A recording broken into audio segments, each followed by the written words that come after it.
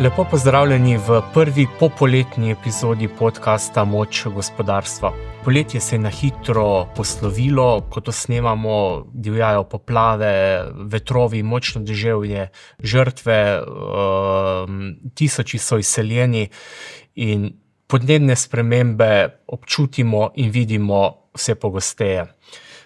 Na to bomo pogledali tudi skozi oči našega današnjega gosta, skozi oči zavarovalničarja. Z mano je član uprave Save Re David Benedek. Lep pozdrav. Ko gledate te posnetke iz Avstrije, Češke, Romunije, gledalci vidijo današnjo naslovnico časopisa. Za poslušalce naj povem, tukaj imamo posnetke deročih voda. Na kaj pomislite kot zavarovalničar? Ja, v prvi vrsti seveda spremljamo to z žalostjo in zaskrbljenostjo. Vemo, kaj so takšne poplave lansko leto povzročile v Sloveniji in seveda si predstavljamo, da so se podobno škodo prizadele sedaj tudi nekoliko severneje od nas. Dejstvo je, da so podnebne spremembe se dogajajo. Planet se segreva, lansko leto je bilo najtoplejše leto globalno, tudi letošnje leto, ko spremljamo dogajanje, pričakujemo, da bo ponovno rekordno leto z vidika segrevanja planeta in seveda to segrevanje je potem vpliv tudi na same podnebne spremembe. Slovenija tukaj leži še na posebej, bi rekel, izpostavljeni legi. Ležimo namreč na legi, kjer se stika Sredozemsko morje z Alpami in Srednjo Evropo, in ker se morje zelo segreva v zadnjih letih. Letos, če smo spremljali, smo tudi večkrat zasledili, da je temperatura morja recimo v Piranskem zalivu bila več kot 30 stopinj.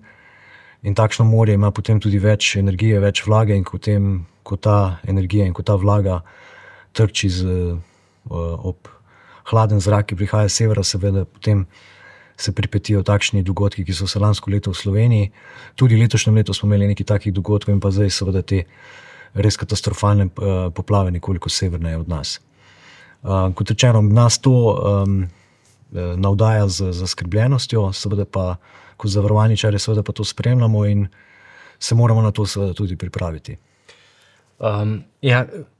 Ko se to po zrak, letos morje je bilo kot v nekih toplicah, bi se rekel, in ko se ob Alpah dviga to po zrak, nastanejo te nevihte. In tudi zaradi tega so zavarovalnice lani škode so bile več kot 2 milijarde evrov, tudi zaradi teh ujm in avgustovskih poplav. Kako bo to spremenilo zavarovalništvo? Vi ste tisti, ki to najbolj občuti, Ja, lansko leto je bilo res ekstremno, kar se tega tiče. Zavarovalnice smo splačali več kot 330 milijonov škod samo iz naslova naravnih nesreč. Kot rečeno, tudi letošnje leto je kljub še vedno, rekel, je bilo tudi v Sloveniji intenzivno. Letos sicer nismo imeli poleti poplav, imeli smo pa kar nekaj katastrofalnih škodnih dogodkov iz vidika toče. Padala je res toča, rekel, večjih dimenzij. Zanimivo je bilo tudi recimo predavanje pred 2 tedni na konferenci, ki je organizirala Agencija za zavarovalni nadzor, kjer je profesorica Žagar iz Univerze v Hamburgu prikazala svojo meteorologinjo, ki spremlja te dogodke. Napoveduje, da se bo frekvenca, se pravi pogostost toč večjih dimenzij povečevala v prihodnosti. Takšen dogodek smo imeli recimo tudi v Sloveniji 13. julija letos, ko je padala toča tudi do debeline 10 centimetrov. Zdaj, kako bo to spremenilo zavarovalništvo? Predvsem mi se moramo več ukvarjati z ozaveščenostjo strank, jih pripraviti na takšne dogodke in seveda jim potem tudi nuditi ustrezno zavarovalno zaščito, če temu tako rečemo. Hkrati pa napreduje tudi tehnologija, predvsem z vidika bolj natančnega vnaprejšnjega obveščanja o takšnih dogodkih, kar seveda tudi pripomore k temu, da se potem lažje pripravimo na takšne dogodke in potem tudi, ko takšni dogodki nastopijo, da hitreje potem tudi ocenimo in izplačamo škodo. Ko ste menili Agencijo za zavarovalni nadzor, direktor tega zavarovalniškega regulatorja Gorazd Ščibe v nedavnem intervjuju za Delo dejal, da je opozoril na to zavarovalno vrzel. On je rekel, da je alarmantno malo primerno zavarovanih objektov za poplave in potres pri nas. Zdaj, kaj lahko zavarovalnica naredite za zmanjšanje te vrzeli, ob tem, da so premije seveda čedalje višje? Ja, zavarovalna vrzel, o kateri se v zadnjem času v Sloveniji kar dosti govori, mi seveda to pozdravljamo, je res v Sloveniji relativno velika. Po ocenah je približno v Sloveniji samo 30% stanovanjskih objektov, ki so ustrezno zavarovani proti poplavam. Proti potresu je pa ta številka še nižja, pa približno 15%. Zdaj, sama zavarovalna vrzel pomeni, da določen objekt bodisi sploh ni zavarovan ali pa je zavarovan premalo, skratka, da je zavarovalna vsota prenizka. To so recimo tudi lansko leto mnogi ugotovili po poplavah, da so morda sicer bili zavarovani, so bile pa zavarovalne vsote prenizke oziroma zelo nizke v nekaterih primerih in potem seveda bilo razočaranje toliko večje. Kar mi lahko storimo je seveda, da intenzivno komuniciramo z našimi strankami in ponudimo ustrezno zaščito, ustrezno zavarovalno vsoto, ustrezen paket, ki jih bo ščitila tudi v takih primerih. Je pa tudi na področju naravnih nesreč bo vedno pomembnejša tudi preventiva. Kot jo poznamo že recimo naprimer pri požarnih zavarovanjih, je preventiva zelo pomembna. Obstajajo tudi možnosti preventive pri naravnih nesrečah. Pred kratkim sem se pogovarjal z nekim našim zavarovancem, ki si recimo po lanskoletnih poplavah dal montirati neke vrste zapornice, ki preprečujejo vdor vode v primeru, da bi se ponovno zgodil takšen dogodek. Skratka, še enkrat, ozaveščenost je najpomembnejša stvar in mislim, da v zadnjem času se vsi trudimo okrog tega, da ozavestimo čim več ljudi v Sloveniji, da se res usedejo s svojim zavarovalnim zastopnikom in pogledajo, kaj imajo zavarovano in kaj ne. Seveda vi se tudi treba je pogledati od primera do primera zavarovalno polico in da vidimo, kaj. Predvsem se mora stranka zavedati, kaj jo lahko doleti. In jaz mislim, da mora zahtevati od svojega zavarovalnega zastopnika, da ji razloži, kaj ima zavarovano v prvi fazi in koliko lahko pričakuje v primeru škode. In potem seveda stranka skupaj z zavarovalnim zastopnikom sprejme odločitev, kaj si bo zavarovala in proti kakšnim tveganjem in v kakšni višini. A torej, glede to, da je ta vrzel zelo visoka, te poplave, ki so bile lani, niso nič dvignile zavesti prebivalcev, da je morda treba kaj zavarovati? Ta zavest se je kratkoročno vzdignila. Videli smo recimo nekaj mesecev po poplavah, da so ljudje več spraševali in so tudi več, klicali, se pogovarjali in tudi več, zavarovali se. Vendar potem to s časom izzveni, ko dogodki postanejo bolj oddaljeni, seveda morda se tudi v naši zavesti je to manj pomembna zadeva in potem ljudje na nek način pozabijo. Podobne primere smo poslušali tudi recimo na Hrvaškem, ko je bil potres pred 3-4 leti. Takrat se je zavarovanje pred potresom nekaj mesecev se je izrazito povečalo, potem pa ponovno izzveni. Tako da to ozaveščanje je pomembno, skratka, da poudarjamo, da je to nevarnost pa preti vedno in je vedno med nami. Tako da je to pomembno, da poudarjamo. In teh nevarnosti jaz sem ugotovila, bo čedalje več. Recimo v Kaliforniji, ki je čedalje bolj vroča, čedalje bolj sušna in čedalje več tudi požarov. In nekateri zavarovitelji se celo umikajo z trga zavarovanj za primer požara. Je tudi v Sloveniji to možno, da se bojo zavarovalnice zaradi teh čedalje bolj pogostejših škod z kakšnega od teh področij umaknile, da ne bo mogoče zavarovati? Da bi se mi umaknili iz katerega produkta, ki ga sedaj ponujemo, ne razmišljamo. Je pa, kot rečeno, potrebno pogledati in prilagajati našo ponudbo vse skozi. Lansko leto smo recimo na primer videli, da določene stanovanjski objekti, ki nismo absolutno pričakovali, da bi bili podvrženi poplavam, so bili poplavljeni.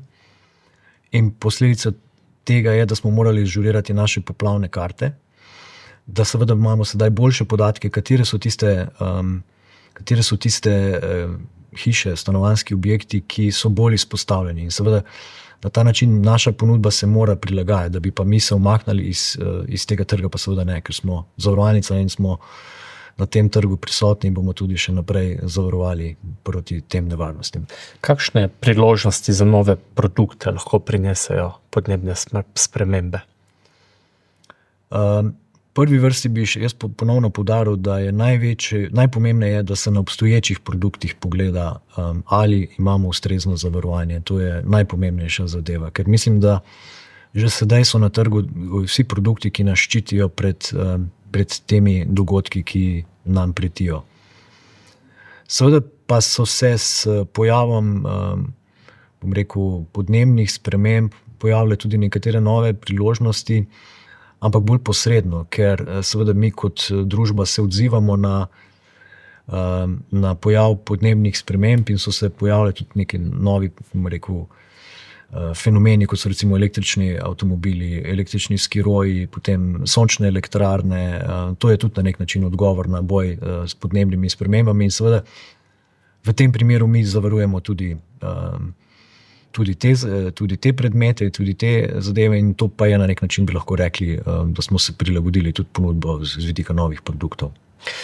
Danes je trajnost ni več le neka beseda. Ne? Trajnostno poslovanje je pomembno, kako bo družba poslovala, pomembno je tudi za njene bilance.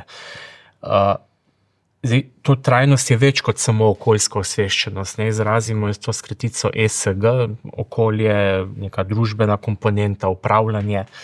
Kako to trajnost v tem najširšem smislu vključujete v svoje poslovanje? Tako na zavarovalnem delu, kot tudi na delu upravljanja premoženja, kjer ste tudi prisotni. Tako je, trajnost postaja vedno pomembnejši del našega poslovanja, pa ne samo finančne industrije, tudi se mi zdi, da vseh podjetij, ki smo danes družbeno odgovorni, je to zelo pomemben del našega poslovanja.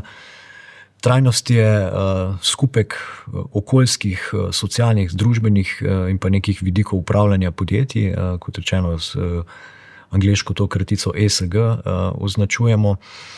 Finančna industrija je pri tem še posebej pomembna pri spodbujanju trajnostnega poslovanja, ne samo zavarovalnice, tudi banke, predvsem pa investicijski skladi. Namreč z produkti, ki jih finančna industrija nudi, lahko spodbujamo in na nek način prisilimo podjetja, da se pričnejo bolj trajnostno obnašati oziroma da vključijo trajnostno poslovanje kot del svojega poslanstva. In po drugi strani, podjetji, ki se tega ne držijo, potem tudi z strani finančne industrije so deležni manjše podpore. Ne. Banke s krediti, zavarovalnice s svojimi produkti in pa investicijski skladi z vidika svojih naložbenih priložnosti. Zdaj, pri tem v okviru trajnosti je seveda najbolj izpostavljen okoljski vidik, ki je tudi najbolj pereč vidik dan današnji. Pri okoljskih vidikih gre seveda za neke po eni strani normativne usmeritve, ki so bile sprejete na nekih nadnacionalnem okviru, kot rečem, najbolj aktualne seveda Pariški sporazum, ki je definiral, da je potrebno doseči do leta 2055 ogljično nevtralnost, znižati emisije, potem tudi ohranjati segrevanje planeta na približno 1,5 stopinje nad nivojem, ki je veljal na planetu pred industrijsko dobo. V naše poslovanje se to najbolj izkazuje tem, seveda, da mi na eni strani smo zavarovalnica, nudimo zavarovalne produkte našim strankam, po drugi strani smo pa tudi velik investitor.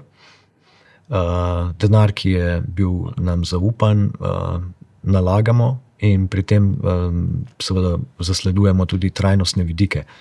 Z vidika samega produktov, ki jih nudimo, seveda so določene industrije, ki se jim izogibamo, ki jih tudi na ta način seveda ne podpiramo in ne želimo, in jih želimo, bom rekel, tudi z tega vidika pripraviti k temu, da se same začnejo bolj trajnostno obnašati. Z vidika investiranja pa poskušamo tudi mi čim bolj trajnostno investirati, kar pomeni, da iščemo neke naložbe v podjetja, ki izpolnjujejo takšne pogoje. Prav se nekaterim panogam izogibate pri Ja, trajnostno investiranje pomeni, da seveda iščemo podjetja, ki so tudi sama se zavezala k trajnostnemu poslovanju. Zdaj recimo konkretno v Sloveniji naša družba Infond, Sava Infond je eden večjih upravljavcev premoženja, vzajemnih skladov v Sloveniji. Tudi mi imamo tudi recimo 12 od 18 skladov, so trajnostno naravnani skladi, skratka ljudje, ki želijo svoj denar oplemenititi, potem vedo, da bo ta denar tudi šel v projekte, ki niso sporni z vidika okolja oziroma nasploh trajnostnega poslovanja. Sicer pa je princip tak, ki ste ga omenili. Ja, s tem, ko bom rekel, povečujemo povpraševanje po naložbah, ki so trajnostne, zmanjšujemo na nek način strošek kapitala, strošek financiranja teh podjetij in tudi na ta način jih spodbujamo, da se sama trajnostno potem obnašajo in obratno seveda zmanjšujemo naložbe v panoge, ki niso trajnostno sprejemljive in na ta način tudi jim raste strošek financiranja in jih tudi na ta način poskušamo spodbuditi, da se tudi same podjetje potem bolj trajnostno obnašajo. Kaj pa kaže donosnost investiranja v trajnostne naložbe? To vlagatelja najbolj zanima. Seveda, to je vsak vlagatelj, seveda predvsem mu je pomemben donos. Na kratko bi lahko rekel, da študije, ki so bile do sedaj izvedene, kažejo, da so donosnosti trajnostnih in pa, bom rekel, če temu lahko rečemo, netrajnostnih naložb primerljive. Bolj pomemben pa se mi zdi vidik, da v primeru, da ne upoštevamo pri investicijskih odločitvah komponente trajnosti, skratka, da bi investirali tudi v neke, recimo temu, umazane industrije, se izpostavljamo nekemu morebitnemu regulatornemu tveganju. Namreč podjetja, ki danes ne poslujejo trajnostni, se bodo lahko v bodočnosti podvržena nekim regulatornim ukrepom, kar lahko seveda potem vpliva tudi na njihovo poslovanje. V ekstremnih primerih seveda smo videli tudi recimo bojkote potrošnikov, različnih organizacij in potem seveda to posredno lahko vpliva na njihovo uspešnost. Tako da jaz bi rekel, da je tukaj sta dva vidika. Eno je, da seveda sama donosnosti so primerljive, seveda pa na nek način zmanjšujemo to tveganje. Se pa pri tem pojavlja vedno več tudi naložb, ki so trajnostno, bom rekel, zanimive. Recimo v zadnjem času se zelo veliko govori o zelenih obveznicah, recimo tudi Slovenija je izdala zeleno obveznico. To so inštrumenti, ki so potem namenjeni za projekte, ki okoljsko niso sporni. Obstajajo potem tudi seveda različni indeksni skladi, ali pa tudi recimo neposredne naložbe v tehnologijo, ki pripomorejo k čistejšemu okolju, recimo sončne elektrarne, vetrnice in tako naprej. Nekoč sem bral, da vse več mlajših potrošnikov, preden se odloči za nakup izdelka ali storitve, pogleda, kako zelen je. Da to je postalo pomembno, kar neposredno vpliva na to podjetje, ki ponuja te produkte. Vsekakor. Predvsem mlajše generacije so še bolj dovzetne za to in seveda tudi zaradi tega je potrebno biti pozoren na to in tudi seveda se svojo ponudbo prilagajati, ker seveda, če teh načel ne deliš in jih ne izvajaš, potem seveda si tudi v očeh potrošnikov manj kredibilen partner. če je trajnost na eni strani vse pogostejša beseda in ESG, se srečujemo tudi, če rečem lepo slovensko, z greenwashingom. Greenwashingom, zeleno zavajanje. Ja. Koliko je tega?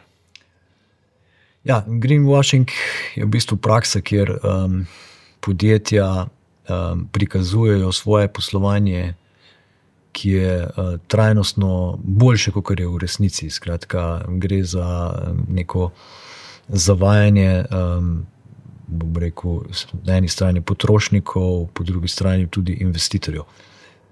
Mi se s tem posredno srečujemo predvsem takrat, kadar investiramo naša finančna sredstva in mi smo seveda investitor, ki globalno investira. In seveda, ko iščemo naše investicijske priložnosti praktično po celem svetu, se seveda potem postavi vprašanje, ali naložbe, v katere investiramo, ali so dejansko tudi trajnostno sprejemljive. In seveda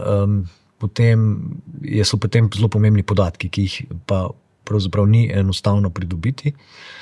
Obstajajo sicer določeni ponudniki, ki te podatke zagotavljajo, ampak ti podatki so še vedno relativno nezanesljivi. No, in v bistvu se pripeti, da kdaj investiramo v kakšno podjetje, ki se potem kasneje izkaže, da seveda morda ni bila tako zelena, kot se je na začetku oglaševala, če bi temu rekel. No. Sicer v Sloveniji tega zaenkrat še nismo zasledili, saj na področju investiranja. Globalno se pa seveda se pa to dogaja. Je pa to seveda področje, ki je tudi k sreči pod budnim nadzorom regulatorjev in takšne primere zelo strogo potem tudi sankcionirajo. Kako pa ugotovite, da je prišlo do nekega zavajanja? Ja, kaj se potem zgodi? Ja, rekel, se potem odkrije, da pravzaprav neke stvari, ki so jih oglaševali, niso bile, ali pa kako so se reklamirali, niso bile resnične. Ne? Zdaj, predsednik upravnega odbora BTC Jože Mermalj je v nedavnem intervjuju za Sobotno prilogo dejal, da v nekaterih podjetjih razumejo to potrebo po zelenem prehodu in trajnosti, drugi pa še vedno nekako loščijo svoje bilance z nekim kratkoročnim pogledom, premalo pa se vprašajo o nekem poslanstvu, kakšna je njihova družbena odgovornost, kaj dajo družbi, kako odgovarjajo na podnebne spremembe. Meni, da zgolj z nekim splošnim ozaveščanjem ne bomo dosegli tega prehoda, da bo potrebna prisila. Se vi s tem strinjate, delite to mnenje? Kot prvo bi jaz rekel, da je prisile v naši industriji, se pravi v industriji zavarovalništva, že sedaj kar dosti.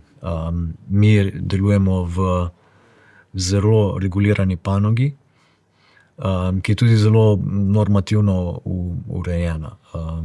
Pri tem nas spodbuja tako naš regulator, kot tudi naš lastnik, se pravi SDH, največji lastnik. In seveda mi se s tem strinjamo in tudi izpolnjujemo vse zahteve. Skratka, nekega normativnega okvira je že sedaj zelo veliko, če samo omenim na ravni EU-ja so bile sprejete številne uredbe, direktive, uredba EU, taksonomiji, SFDR, potem direktiva CSRD. To so direktive, ki urejajo, kam lahko, če lahko tako poenostavljeno povem, kam lahko mi denar investiramo in kaj moramo storiti pri samem razkritju tega, kam lahko denar investiramo.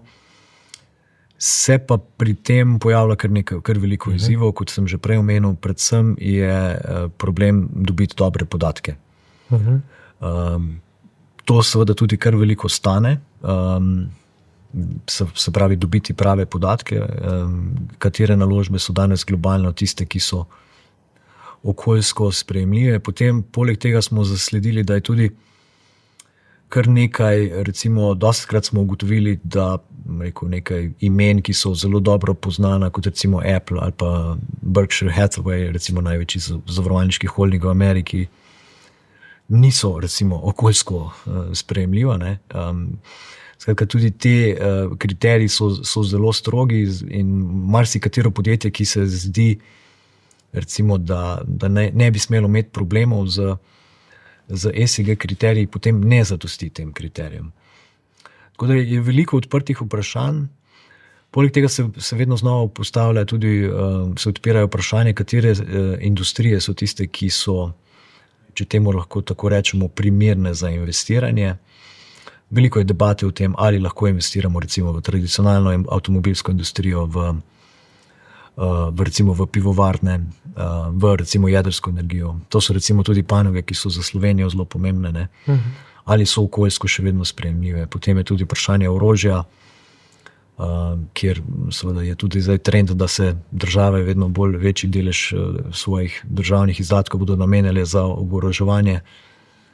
Skratka, to so vse dileme, ki se pri tem odpirajo. Skratka, prisila je kar dosti že na našem področju. Mi seveda izpolnjujemo vso regulativo, tudi letos smo prvič tudi trajnostno poročilo objavili. In se bomo seveda tudi v prihodnje smo zavezani, da bomo na tem področju delovali odgovorno, predvsem do sebe, strank in pa seveda tudi do planeta. Pri regulativi je vedno vprašanje, je morda preveč toga, je preveč stroga, premalo določna? Vse to, kar ste povedali, vsaj v tem primeru. Jaz mislim, da se dosti se še učimo, in v bistvu nastaja vedno novo. Skoraj vsako leto na tem področju kakšna nova predpis, uredba, direktiva, ki nas, bom rekel, zavezuje in dodatno napeljuje k temu, da moramo vedno več tudi sami resursov usmeriti to. Vse ne, da mi ne bi želeli, mi kot rečeno se zavedamo naše odgovornosti, bolje potem vprašanje, kaj moraš vse storiti pri svojih razkritjih, pri svojem poročanju, da zadostiš vsem tem vsej tej regulativi. V podcastu Moč gospodarstva uvajam novo rubriko, to je Moč gospodarstvenika. In bi vas vprašal, kateri gospodarstvenik je tisti, ki ga morda najbolj cenite, ki ga spoštujete, domači, tuji, in zakaj? To je težko vprašanje. Jaz bi tako odgovoril, da veliko je gospodarstvenikov, ki jih občudujem. Se mi pa zdi, da je pomembneje, če govorimo o samih vrednotah, ki jih določeni ljudje izkazujejo, kakor pa o samih imenih. Meni so blizu vrednote, da ljudje tudi, ki so uspešni gospodarstveniki, še vedno ostanejo z obemi nogami na tleh, če lahko temu tako rečemo, in če kljub temu, da so dosegli nek uspeh, še vedno postavljajo interese podjetja pred svojimi lastnimi interesi. In če postavljajo interese podjetja v ospredje, potem tudi pomeni to, da seveda se sami obnašajo trajnostno tem, čemer smo danes govorili. Skratka, trajnost pa pomeni, da skrbimo tako, da imamo pred očmi tako svoje stranke, svoje zaposlene, kot tudi, rekel, širše družbeno okolje. Lahko zaključimo, da je s trajnostjo treba začeti pri sebi. Ja, absolutno. Hvala lepa za pogovor, hvala tudi vam za poslušanje in gledanje. Vabim vas tudi k spremljanju ostalih podcastov Moč gospodarstva in ostalih delovih podcastov.